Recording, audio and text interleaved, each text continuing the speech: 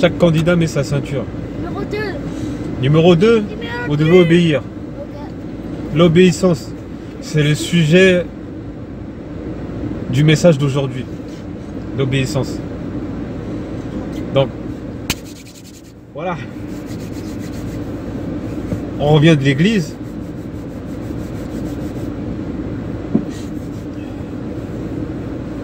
Ah, j'ai oublié un truc. Mais c'est combien de temps j'ai? Bonjour à tous. Donc on revient de ICC, Impact Centre Chrétien, pour ceux qui connaissent l'église principale de Paris-Boissy. Bon, j'ai ma soeur qui arrive aussi, nous allons rentrer en famille, avec mes 2 garçons derrière. Tata Emma, ça va? Donc aujourd'hui j'avais promis un quiz pour mes enfants. Une manière efficace quand t'es papa, pour que les enfants écoutent le message, c'est de leur faire répéter. La répétition, c'est la meilleure des choses. Donc les garçons, on a parlé de l'obéissance aujourd'hui. J'attends de vous une explication, en fait, de ce que vous avez compris aujourd'hui. Timéo, tu commences? Ouais, parle bien fort. Ok. Ouais. Je t'écoute. Résumé. Alors, Bon, c'est un vlog, hein, donc je peux conduire en même temps, t'as vu, c'est ça le principe. alors, Satan est terrifié quand tu décides d'obéir à Dieu. Oui, Satan est terrifié quand on décide d'obéir à Dieu. Satan aussi est terrifié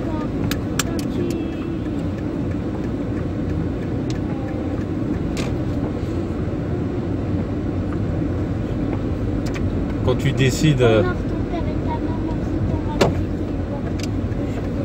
Voilà, c'est très très important. tu dois honorer ton père et ta mère. C'est d'honorer son père et sa mère.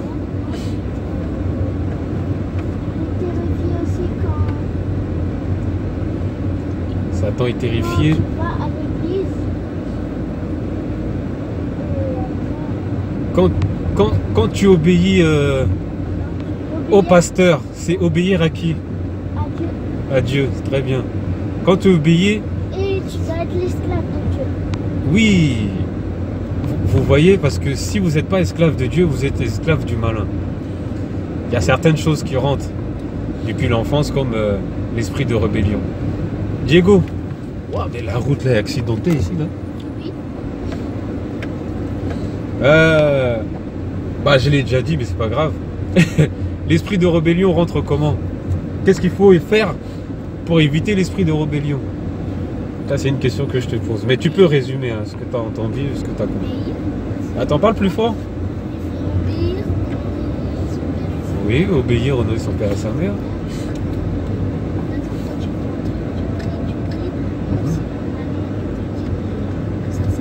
Parle plus fort. Il faut continuer à prier. Oui. Il faut toujours continuer à prier. Pour que cet esprit de rébellion n'entre pas. C'est-à-dire que si vous n'obéissez pas à Dieu, ni à vos parents et aux autorités, il peut avoir cet esprit qui rentre. Et vous avez oublié autre chose. À quelle autre autorité vous devez obéir, surtout vous les enfants? Vous la... Ça. À ses parents et à Dieu. Oui, et à qui d'autre? Et à son prochain. Vous voyez, ça, les enfants, ils n'aiment pas ça. Et Ils ont honorer oublié. son prochain. Qu'est-ce que vous faites au quotidien? Et écouter son professeur. Ah, répète-le. Écouter son professeur. Son professeur. Voilà, c'est ça que j'attends, moi. Vous obéissez à vos profs et à vos maîtresses. Parce qu'il y a des enfants rebelles parce que ils ne veulent pas écouter le professeur. Donc ça commence déjà petit. Donc, justement, cet esprit de rébellion rentre pendant l'enfance, ce qui fait que tu rentres dans ce cycle de désobéissance. Ça commence avec les parents, à l'école, au collège, à l'université, enfin lycée, université, et ça finit dans les entreprises. Ça peut être une forme de rébellion avec le patron. Donc tu commences à dire que je vais prendre, voilà, je vais désobéir à un ordre. Si tu es astreinte, par exemple, et que tu ne veux pas rester, bah voilà, ça arrive souvent. Moi, je le dis à mon travail, ça arrive souvent. Ok, très bien. Et quoi d'autre encore? Ouais, ça a déjà été dit. Bon, surtout, voilà. Donc, en gros, il ne faut pas que cet esprit de rébellion prenne le dessus. Donc, c'est à nous, à parents, il a très bien cité Ephésiens 6, enfants, honorez vos parents. Hein? Tu dois honorer ton père et ta mère. Toi qui es enfant. Mais en tant que parents, nous ne devons pas vous... Ça, tu me l'as sorti l'autre fois là. Moi? Oui. Moi? Oui. Que les parents ils doivent pas. Ils...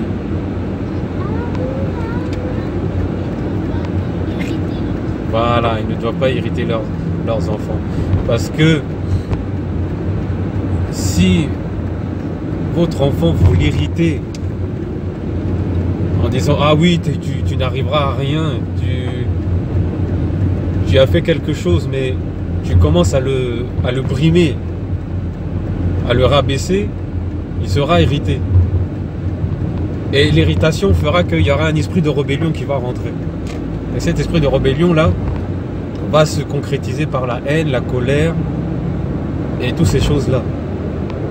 Donc il faut vraiment faire attention, toi papa, hein, je commence au papa, parce que la maman elle est bienveillante, hein, c'est les papas souvent qui font ça. Oh toi là avec ta tête carrée là. Des fois ça sort, hein, même moi je le dis. Hein. Mais il faut éviter ça, franchement il faut éviter ça.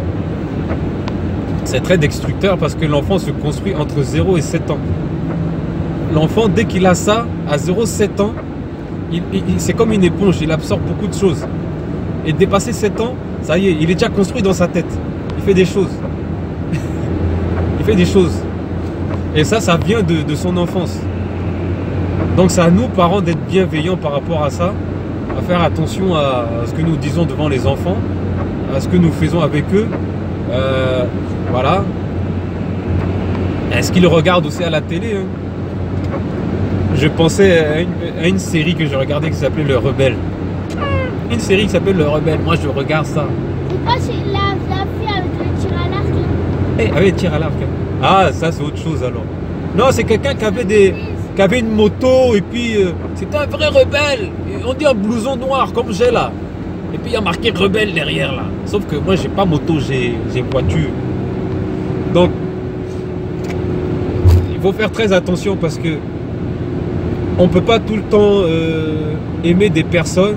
Si on connaît des personnes qui sont rebelles, de ne pas traîner avec eux. Hein, les enfants. Si vous avez des enfants, des camarades qui sont rebelles. Oui.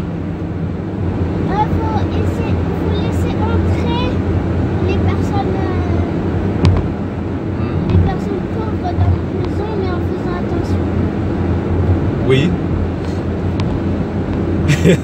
C'est vrai. Mais dans quel but? Dans quel but? Parce que si c'est une personne pauvre qui est rebelle, comment on fait? Il faut lui... Oui, il faut prier pour elle, mais il faut aussi lui montrer ce que c'est que l'obéissance aussi. La soumission.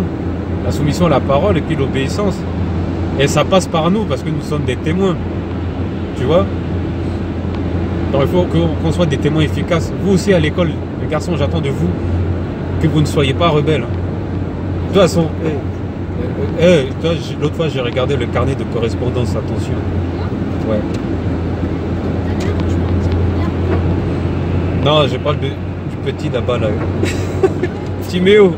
Il dit rien, t'as vu? C'est Diego qui a répondu, mais il dit rien. Parce que c'est son carnet.